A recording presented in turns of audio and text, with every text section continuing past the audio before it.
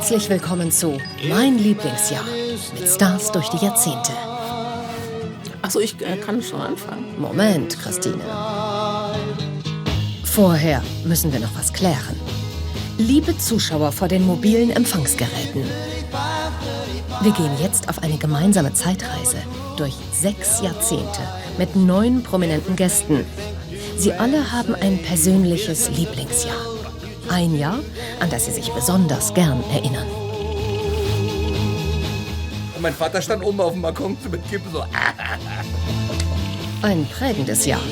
Im Guten Ich habe in 2011 zweimal geheiratet. wie im Schlechten. Da wird gelogen, das ist unfassbar. Aber genug geredet. Niu Changna Jebao, Chen Chen Wei Hun Maya Ho. Richtig, Wolfgang. Auf geht's. Mein Lieblingsjahr. Und kein Rotlicht oder sowas wie beim Fernsehen. Ach was, Fernsehen. Wir machen großes Kino. Jetzt reisen wir zurück in die 90er, in das Lieblingsjahr von Kölschrocker Peter Brinks. Hier ist 1992.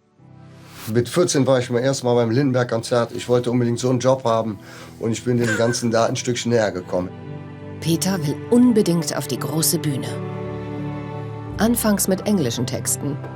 Das ist gut, aber nicht gut genug. Der Durchbruch gelingt erst, als Vater Rolli eingreift. Bis dann der Rolli auch in seiner Funktion als Englischlehrer gesagt hat, ey, lass das mal lieber sein. Und mit den ersten 3 kölschen Liedern kam der Peter irgendwann zur Tür rein und hatte einen Plattenvertrag von der EMI in der Hand. Die Brinks haben nicht nur einen Vertrag, sie haben mit Katharina auch gleich ihren ersten Hit. Und sie stürmen tatsächlich die großen Bühnen. Im Jahr 1992. Ja, das war so, da hat mein Leben eigentlich, oder da ist mein Leben, oder hat mein Leben begonnen. Das war der Start des Traums von Popstar. 4 Jahre sind vergangen, seitdem uns der Stern mit gefälschten Hitler-Tagebüchern bestens unterhalten hat. Man dachte schon, besser geht's nicht. Das ist nicht zu toppen. Dann aber kommt im März Helmut Dietls Stunk in die Kinos. 57 Bände Adolf, Biggie, handschriftlich. Weißt du, was das heißt? Das ist wirklich schnell. Ich weiß schon gar nicht mehr, wer ich bin. Ja, das glaube ich dir aufs Wort. Seine Handschrift schreibe ich besser und schneller als meine eigene. Kann ich Uwe schon gar nicht mehr. Ochsenknecht als gestresster Tagebuchfälscher und Götz George als nazi-nostalgischer Reporter. Man glaubt ja gar nicht, dass sowas wirklich, das ist ja mehr oder weniger so passiert, ne? Ja. Also, Ist der George nicht immer so, hat er nicht das Schiff vom Göring oder so? So eine Yacht oder so? Ja. Ne? Mir fällt so vieles ein, wenn ich in Ihre Augen sehe, Frau Reismarschall. Zum Beispiel, ob wir dieses Ding nicht wieder in Ihren Schoß zurückführen sollten. Bitte, welches Ding? Das Schiff. Ich meine, dass es wieder zurückkehrt in den Schoß der Originalfamilie. Sie sind ja ein richtig schmieriger Typ. Stunk ist witzig und schmerzhaft zugleich. Kurz, eine der besten Satiren der Filmgeschichte. Für mich ist der erste Buchstabe da vorne drauf kein A, sondern ein F. Und Fritze Hitler hieß er ja wohl nicht, oder? Was ist das, ein F? FH? Ah, ist doch kein F. Meine, ist ganz eindeutig ein F. FH.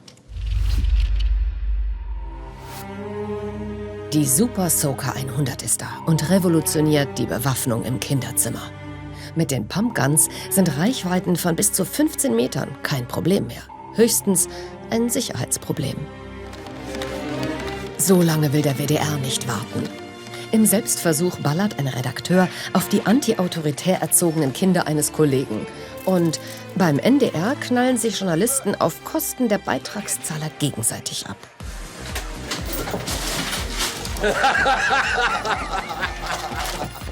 Ja, der WDR. Aber damals war da noch Cognac drin, das sag ich dir. Aber mein Vater war nämlich auch beim WDR, deswegen weiß ich das. Nee, aber nein, wenn man mein Vater war ja, bevor er beim Westdeutschen Rundfunk war Handwerker. Und wir hatten sehr, sehr viele Installateurmeister als Freunde und die haben die Dinger nachgebaut. Die haben diese Tanks ausgebaut und von innen so abgedichtet, sodass da mehr Druck hinter war. Da bist du hast halt wirklich damit einen umgeschossen. Also da konntest du wirklich mit so einem Riesentank. Die anderen Kinder bei mir auf dem Spielplatz, die hatten alle... komm her, ich mach dich weg, so weißt du, was ich meine. So, dann bin ich um die Ecke gekommen mit so einem riesen Tank auf dem Rücken. Und die immer so, vom Klettergerüst runtergeballert. Mama! Da war der böse Klempner wieder. Hab ich wieder so. Und mein Vater stand oben auf dem Balkon mit Kippe so. Ich nie vergessen. August 1992. Rostock-Lichtenhagen. Wie ein Jahr zuvor im sächsischen Hoyerswerda wütet ein rechtsradikaler Mob vor Wohnheimen für Geflüchtete und Vertragsarbeiter. Sie werfen Steine und Brandsätze, gerne auch auf Frauen und Kinder.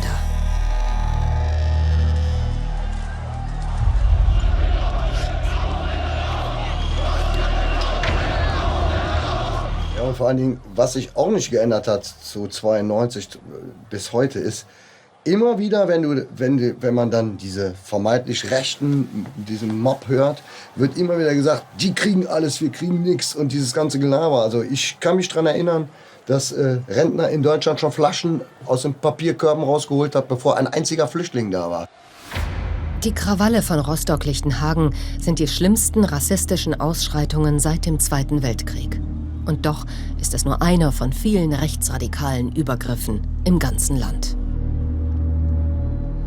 Ja, daraus hat sich ja letztendlich in Köln Aschut-Zeng auseinander ergeben. Die Idee war dann, eine große Kundgebung an einer Stelle zu machen, wo tatsächlich die in der Stadt auch auffällt. Chlodwigplatz, Köln am 9. November. 100.000 Menschen demonstrieren gegen Rassismus und Neonazis. Aschut-Zeng auseinander. Diese ganze Veranstaltung hier, die wir eigentlich deshalb gemacht haben, damit wir machtvoll und vielköpfig demonstrieren können, dass es in Deutschland auch noch was anderes gibt als Neonazis, dass es noch was anderes gibt als Kneifen. Dass es tatsächlich, hoffentlich auch nach der Veranstaltung, noch Zivilcourage gibt, dann, wenn es im Alltag gefordert ist. Ich weiß nicht, wie viele Mann jetzt da sind, wie lange ich noch schlagen muss.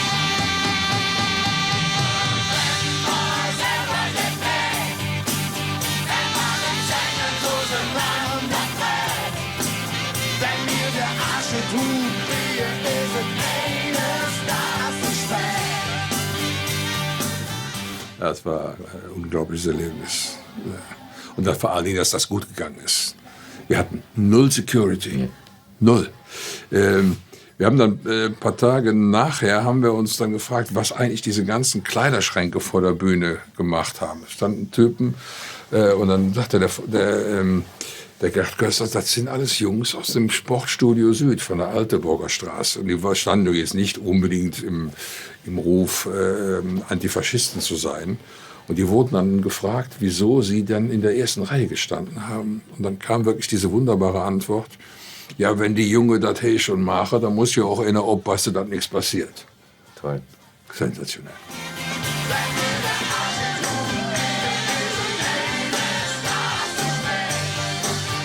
Unter den Größen der Kölner Musikszene ist auch eine noch relativ junge Rockkapelle.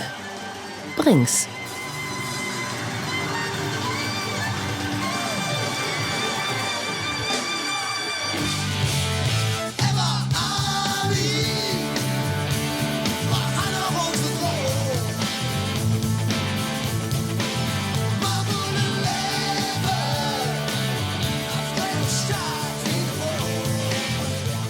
Für uns war das als links erzogene Kinder Selbstverständlichkeit, da aufzutreten.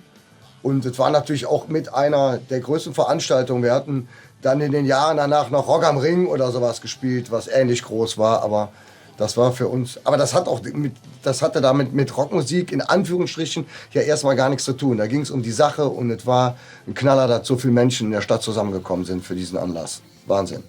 Ich war einer davon.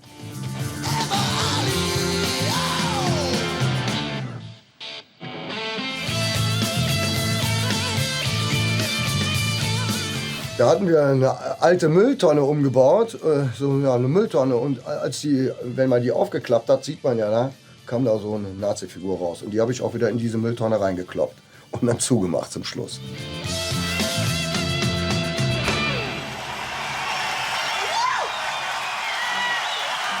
Nun ein kleiner Sprung nach vorn. Wir reisen ins Jahr 1994. Es ist der 6. Mai und es geht los. Nach 200 Jahren Planung und 7 Jahren Buddeln sind England und Frankreich durch den Eurotunnel miteinander verbunden. Da kriegen mich keine 10 Pferde rein. Ich fahre doch nicht in einen Tunnel, wo drüber ein Meer ist. Nö.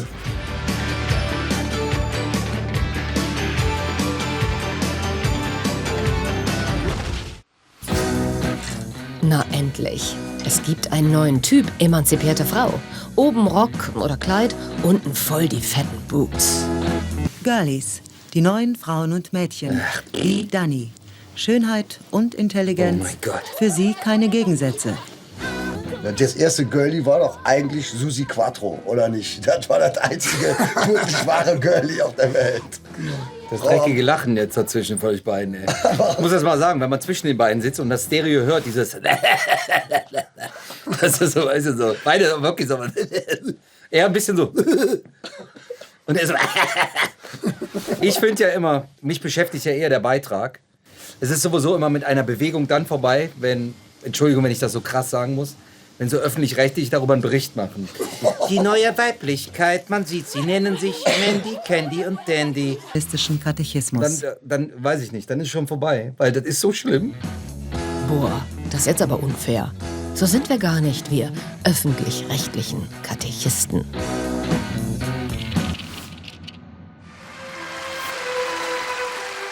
Am 3. Oktober tritt einer der großen Schauspieler endgültig ab. Heinz Rühmann. Pfeiffer! Pfeiffer mit 3 Pfeiffer! Das war bei uns zu Hause immer so, wenn immer danach gefragt, hör mal, Hörens, wie hieß der denn, den du da getroffen hast? Ich mach, Pfeiffer! So, Pfeiffer mit 3 F! Hätte Roland einen Pager besessen, wäre ihm das nicht passiert. Denn genau dazu sind Pager da. Zum Verschicken von wichtigen Kurznachrichten. Das war sauteuer. So eine Nachricht darauf, ne? Da habe ich 2 Mark 80, keine Ahnung was. Und ich habe halt immer dann irgendwann so ganz peinlich. Ich habe halt irgendwann zu meiner Mama gesagt, Mama, schick mir noch mal eine Nachricht. Und ich saß in meinem Zimmer. Ich habe mich voll gefreut. Nokia 6110. Das war das erste mit Spiel drin, und zwar Snake. Mein Freund. Im Februar wird das erste geklonte Säugetier präsentiert. Dolly. Und siehe da, das junge Schaf sieht seiner Mutter zum Verwechseln ähnlich. Bei euch beiden kann ich mir das vorstellen. Ein bisschen. Egal ob Kälbchen, Hund, Katze oder Maus, nach Dolly wird gedoppelt, was die Eizellen hergeben. Und wer weiß, vielleicht klont irgendein Frankenstein schon an Menschen herum. Da ist so ein bisschen so Verschwörungstheorie, ne? Aber wer weiß, vielleicht gibt es die Menschen. Vielleicht gibt es ja geklonte Menschen, die gar nicht wissen, dass sie geklonte Menschen sind. Wenn man sich so manches Programm so von gewissen Sendern anguckt, so, weiß ich, dann so Bachelorette und so. Ich denke, wir sind alle geklont. Ja, auf jeden Fall. Es gab mal einen mega Vollidioten und die haben halt einfach wieder Vollidioten irgendwie zur Welt gebracht und die sind da bei der Bachelorette. Oder war das jetzt zu hart?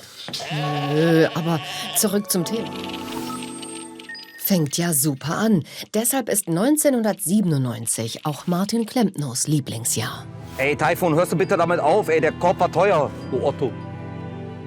Man kennt ihn als Dennis aus Hürth. Oder als Moderator der WDR-Show Die Geheimniskrämer. Angefangen hat Martin jedoch viel früher. Erst als Kleindarsteller. Prost, Blaumann. Dann ab 1997 als Schauspielschüler. Ja, für mich persönlich ein Jahr, wo sich viel geändert hat. Der Junge schmeißt sein Jurastudium und fängt an, in Hamburg Schauspiel zu studieren. Um an die Schule zu kommen, muss Martin einen klassischen Monolog vortragen. Also besorgt er sich eine uralte Aufzeichnung von Leonce und Lena und kopiert schamlos, was er da sieht.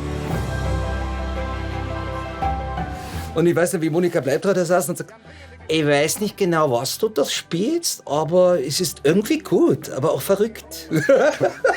Und ich glaube, ich habe das schon mal gesehen. Kann das sein? Damit startet Martins Karriere. Ach Ach ja, und was da auf dem Sofa sitzt, kennt sich auch schon länger. Kannst du singen? Also die einen sagen so, die anderen sagen so. Was sagen die Leute denn bei dir?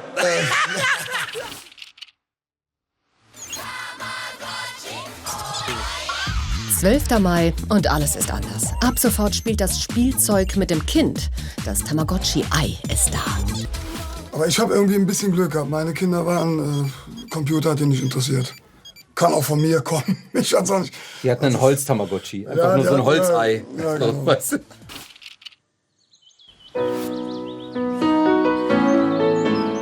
London, 31. August. Die Welt trauert um Lady Diana Spencer.